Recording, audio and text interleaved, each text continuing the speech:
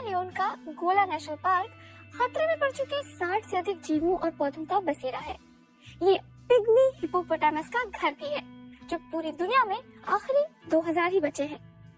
ऐसे में आसपास बचे समुदायों को यहाँ शिकार से या खुदाई करने से रोकना बेहद जरूरी, लेकिन उतना ही चुनौती भरा है। वन संरक्षकों के ऊपर दोहरी जिम्मेदारी यहाँ के लोगों को जीवन यापन के दूसरे तरीके सिखाने की है, जैसे कि कोकोआ की खेती, जिससे उनकी कमाई हो और जंगल भी बचे रहे। सियरा लियोन के गोला रेन फॉरेस्ट नेशनल पार्क की एक सुबह। ये जगह लाइबेरिया की सीमा से कुछ ही किलोमीटर दूर है।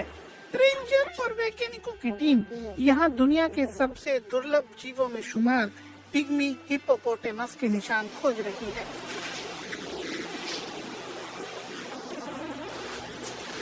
मैं पिग्मी हिप्पोपोटामस को जिंदा देखना चाहता हूँ। ये बहुत ही मुश्किल है।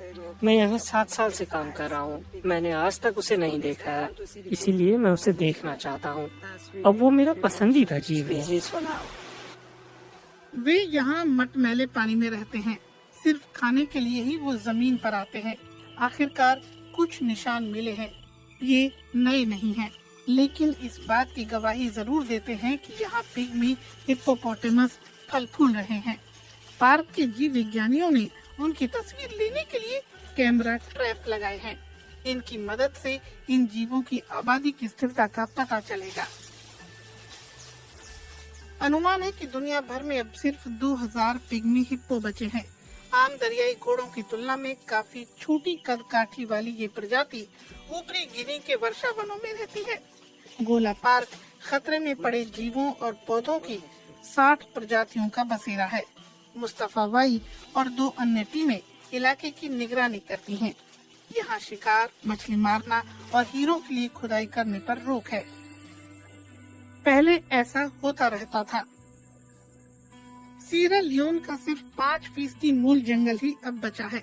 गोला रेन फॉरेस्ट नेशनल पार्क एक नकली स्थान है, यानी बंजर के बीच हरा भरा इलाका।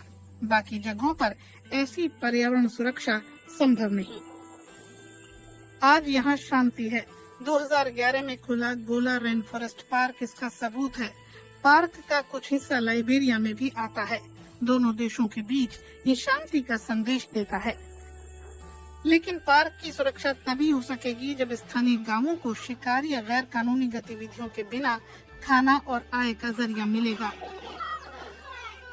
पार्क के कर्मचारी गांव के लोगों के लिए आय के नए रास्ते बना रहे हैं। ठंडे पड़ चुके कामकाज को फिर से खड़ा करने की कोशिश हो रही है। वाई की साथी अमीनाता कोकोआ के किसानों का एक नेटवर्क बनाने में लगी है। इन समुदायों के साथ काम करने में काफी चुनौतियाँ हैं, क्योंकि वे बहुत ही दुर्गम इलाकों में रहते हैं। तो उन्हें गोला नेशनल पार्क का मकसद और उसका उद्देश्य समझाना हमारे लिए काफी मुश्किल है। मोहम्मद कोरोमा भी अपने पिता की तरह कोकोआ उगाते हैं, लेकिन बहुत ज्यादा मुनाफा नहीं होता। तो ऐसा कौन सा तरीका अपनाया जाए कि पैदावार ज्यादा हो, और कोकोआ की ऐसी कौन सी प्रजाति है जो निर्यात के लिए अच्छी है? ये बातें उन्हें अमीनाता से पता चलती हैं।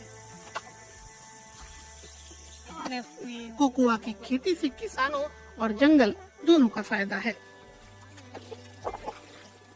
कोकोआ अपने आप में जंगली पेड़ है। इससे कुछ पंछियों को भी खुराक मिलती है, लिहाजा ये संरक्षण के लिए काफी अच्छी चीज।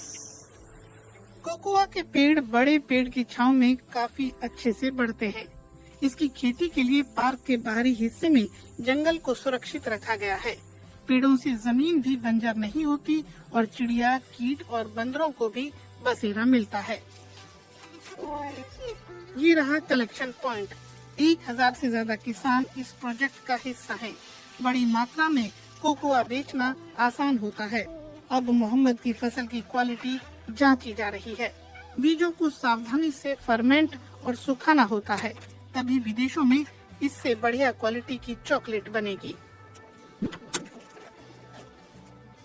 ये अच्छे से फर्मेंटेड है, इसलिए इसका रंग चॉकलेटी है। इसे 7 दिन से भी ज्यादा सुखाया गया है। अमीनाता संतुष्ट है। मोहम्मद को वो 25 किलो कोकोआ के लिए 40 से ज्यादा डॉलर देती है। कारोबार का मतलब है कि हम पैसे बचा सकेंगे, जिससे कई मुश्किलें सुलझेंगी। मैं अपने बच्चों के स्कूल की फीस दे सकूंगा और इससे मुझे खुशी होती है। अमीनाता और उनके साथी अब ऑर्गेनिक और फेयर ट्रेड कोकोआ के लिए अंतर्राष्ट्रीय खरीदार खोज रहे हैं। ये एक सफल कहानी है और उम्मीद है कि गोला नेशनल पार्क की मिसाल और इलाकों को भी प्रेरित करेगी।